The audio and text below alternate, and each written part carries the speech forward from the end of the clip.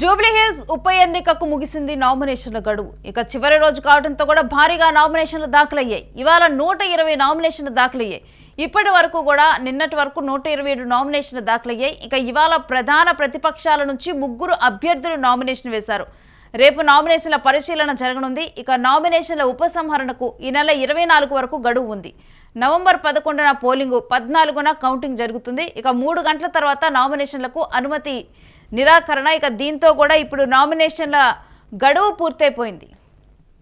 ఇక జూబ్లీహిల్స్ ఉప ఎన్నికకు నామినేషన్ల గడువు ముగిసింది. మనందరికి కూడా తెలిసిన విషయమే. ఇప్పటికీ కూడా కాంగ్రెస్ నుంచి, బీఆర్ఎస్ నుంచి, బీజేపీ నుంచి కూడా అభ్యర్థులు ఖరారైపోయారు. వాళ్ళందరూ కూడా నామినేషన్లు దాఖలు చేసిన విషయం తెలిసిందే. ఇటు కాంగ్రెస్ నుంచి నవీన్ యాదవ్ ఆల్రెడీ కూడా ప్రచారంలో కూడా దూసుకుపోతూ ఉన్నారు. ఇక బీఆర్ఎస్ నుంచి మాగంటి సునీత ప్రచారంలో దూసుకుపోతున్నారు. అయితే ఇక్కడే ట్విస్ట్, ఇటు బీఆర్ఎస్ నుంచి విష్ణువర్ధన్ రెడ్డి కూడా నామినేషన్ వేశారు. అయితే ఎందుకంటే మాగంటి సునీత నామినేషన్ తిరస్కరణకు గురయ్యే అవకాశం కూడా ఉంటుందని చెప్పి కూడా బీఆర్ఎస్ నుంచి అభ్యర్థిగా ఒకళ్ళు ఉండాలి కాబట్టి విష్ణువర్ధన్ రెడ్డితో కూడా డమ్మీ నామినేషన్ వేయించారు. ఇక మూడవది వచ్చేసి బీజేపీ నుంచి కూడా నామినేషన్లు వేశారు. ఇక ఈరోజు చివరి రోజు కావడంతో కూడా భారీగా నామినేషన్లు దాఖలయ్యాయి. ఇవాళ కూడా 120 వరకు కూడా నామినేషన్లు దాఖలైనట్టు తెలుస్తుంది. నిన్నటి వరకు కూడా 127 నామినేషన్లు దాఖలయ్యాయి. ఇవాళ చూస్తే కనుక నిన్నటి వరకు 127 నామినేషన్లు దాఖలైతే ఇవాళ ఒక్కసారి 120 నామినేషన్లు దాఖలు చేశారు. ఇవాళ ప్రధాన ప్రతిపక్షాల నుంచి కూడా 3 అభ్యర్థులు నామినేషన్ వేశారు. ఇక ఈ నామినేషన్లన్నీ కూడా రేపు పరిశీలిస్తారు. మరోవైపు నామినేషన్ల ఉపసంహరణకు ఈ నెల 24 వరకు కూడా గడువు ఉంది. నవంబర్ 11న పోలింగు, 14న కౌంటింగ్ జరుగుతుంది. ఇక 3 గంటల తర్వాత నామినేషన్ల అనుమతి అయిపోయింది కాబట్టి ఇక 3 గంటలకైతే నామినేషన్లు క్లోజ్. ఇంకా ఇప్పటితోనైతే నామినేషన్ల ప్రక్రియ అనేది కూడా ఇప్పుడు జూబ్లీహిల్స్ ఉప ఎన్నికకు కంప్లీట్ అయిపోయింది. ఇదే అంశానికి సంబంధించిన డీటెయిల్స్ మా ప్రతినిధి కిరణ్ అందిస్తారు. కిరణ్, లాస్ట్ రోజు కూడా ఇప్పుడు ప్రధాన ప్రతిపక్షాల నుంచి 3 నామినేషన్లు దాఖలు చేసినట్లు తెలుస్తుంది. మరియు అత్యధికంగా చూస్తే కనుక 120 నామినేషన్లు ఒక్క రోజులోనే దాఖలయ్యాయి. కంప్లీట్ డీటెయిల్స్ ఏంటి? రేణు, జూబ్లీహిల్స్ ఉప ఎన్నికల్లో ఈ రోజు భారీ నామినేషన్లు దాఖలయ్యాయి. దాదాపు ఈ రోజు ప్రధాన పార్టీ 3 అభ్యర్థులతో కలుపుకొని దాదాపు 130 నామినేషన్లు దాఖలయ్యాయి.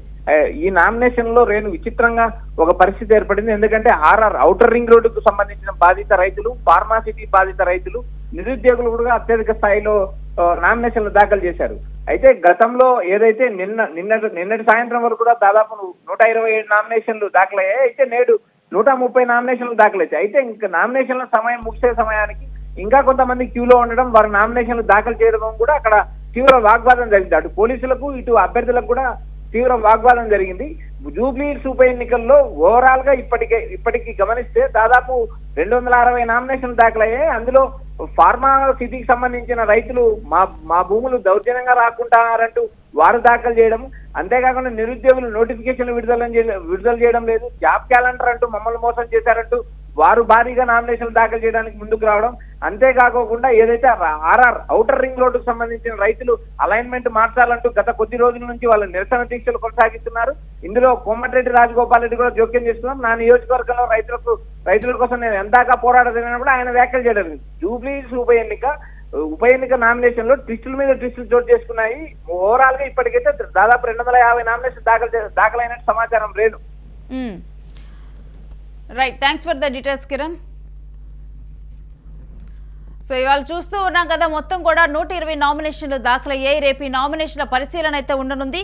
అయితే ఫార్మా సిటీ కోసం ల్యాండ్ ఇచ్చినటువంటి రైతులు, వీళ్ళు కూడా ఫార్మా సిటీ వద్దంటూ కూడా వీరు నిరసన చేపడుతున్న రైతులు, వీళ్ళు కూడా నామినేషన్లు దాఖలు చేశారు. ఈ అంశం మీద కూడా కాంగ్రెస్ ప్రభుత్వం మీద మేము అసంతృప్తితో కూడా ఈ నామినేషన్లు దాఖలు చేస్తామంటూ కూడా గతంలోనే హెచ్చరించడం జరిగింది. ఇక RRR బాధిత రైతులు కూడా ఇదే విధంగా హెచ్చరికలు చేశారు. అయితే దీని వెనక రాజగోపాల్ రెడ్డి ఉన్నారు. ఎందుకంటే త్రిపురాల్ రైతులకి తాను ఒక మాట ఇవ్వటం జరిగింది, మీ వెనక నేను ఉంటాను, మీరు పోరాడండి అంటూ కూడా ప్రభుత్వం కదిలి వచ్చేలాగా మీరు చేయాలి అంటూ కూడా ఇటు రాజగోపాల్ రెడ్డి గతంలో మాట్లాడారు. సో ఇప్పుడు ఈ RRR బాధిత రైతులు నామినేషన్లు వేయటం వెనుక కూడా ఆయన వ్యూహమే ఉందంటూ కూడా ఇప్పుడు ఒక ఆరోపణ వినిపిస్తూ ఉంది. ఇక మరొక వైపు చూస్తే నిరుద్యోగులు నోటిఫికేషన్లు ఇవ్వకుండా మమ్మల్ని మోసం చేశారు అంటూ కూడా నిరుద్యోగులు కూడా దీంట్లో నామినేషన్లు దాఖలు చేశారు. అయితే ఇక్కడ గమనించాల్సిన అంశం ఏంటంటే 3ంటికి నామినేషన్లు కంప్లీట్ అయిపోతాయి. ఆ టైంకి కూడా ఇంకా క్యూ లైన్లో జనాలు ఉన్నారు. ఇంకా కూడా క్యూ లైన్లో ఉండి మమ్మల్ని నామినేషన్ దాఖలు చేయనీయలేదంటూ కూడా వారందరూ కూడా గొడవకు దిగిన సంఘటన కూడా చోటు చేసుకుంది. ఈసారి ఒక్క రోజులోనే 120 నామినేషన్లు దాఖలయ్యాయి. దీంట్లో ప్రధాన ప్రతిపక్షం నుంచి కూడా 3 అభ్యర్థులు నామినేషన్ దాఖలు చేశారు. అయితే ఈ 120 మందిలో కూడా ఎక్కువగా కూడా ఫార్మాసిటీ రైతులు, మరొక వైపు నిరుద్యోగులు, ట్రిబుల్ బాధిత రైతులు, ట్రిబుల్ రోడ్ అలైన్మెంట్ బాధిత రైతులు, వీళ్ళందరూ కూడా ఎక్కువగా నామినేషన్లు దాఖలు చేసినట్లు తెలుస్తుంది. ఇక ఈ నామినేషన్ల పరిశీలన అనేది కూడా రేపు ఉంటుంది. ఇంకా నామినేషన్ల పరిశీలన అనంతరం కూడా ఈ నెల 24 వరకు కూడా నామినేషన్ల ఉపసంహరణ డేట్ ఉంది. ఇక ఒక నామినేషన్ల ఉపసంహరణ డేట్ కూడా 24 వరకు ఉంది. ఇక ఆ తరువాత ఇప్పటికే కూడా అభ్యర్థులు ఇప్పటికే కూడా ప్రచారాలు నిర్వహిస్తూ ఉన్నారు. ఎక్కడికక్కడ కూడా ప్రచారంలో దూసుకుపోతూ ఉన్నారు. ఇంకా మరొక వైపు చూస్తే కనుక ఇటు ప్రభుత్వానికి వ్యతిరేకంగా కూడా మేము దాఖలు చేస్తామంటూ కూడా ట్రిబుల్ బాధితులు వీళ్ళందరూ కూడా అన్నారు. దాని ప్రకారమే ఇప్పుడు నామినేషన్లు వాళ్ళందరూ కూడా వేయడం జరిగింది. ఇక నవంబర్ 11న పోలింగ్ జరగనుంది. 11న పోలింగ్ జరిగిన తర్వాత 14న కౌంటింగ్ జరుగుతుంది. ఇక ఒక్కసారిగా కూడా జూబ్లీ హిల్స్ ఉప ఎన్నిక సెగ కూడా తగులుతుందనే చెప్పాలి. ఎందుకంటే మొత్తం కూడా ఎక్కడికక్కడ అభ్యర్థులు దూసుకుపోతూ ఉన్నారు. మరొక వైపు చూస్తేనేమో నామినేషన్లోనే ఆ సెగ అనేది మనకి కనిపిస్తూ ఉంది. కొంతమంది ఏమో ప్రభుత్వానికి వ్యతిరేకంగా మా నామినేషన్లు దాఖలు చేస్తామంటూ కూడా కొంతమంది ముందుకొచ్చి కూడా ఈ ట్రిబుల్ బాధిత రైతులు కానీ వీళ్ళందరూ కూడా నామినేషన్ దాఖలు చేయడం జరిగింది.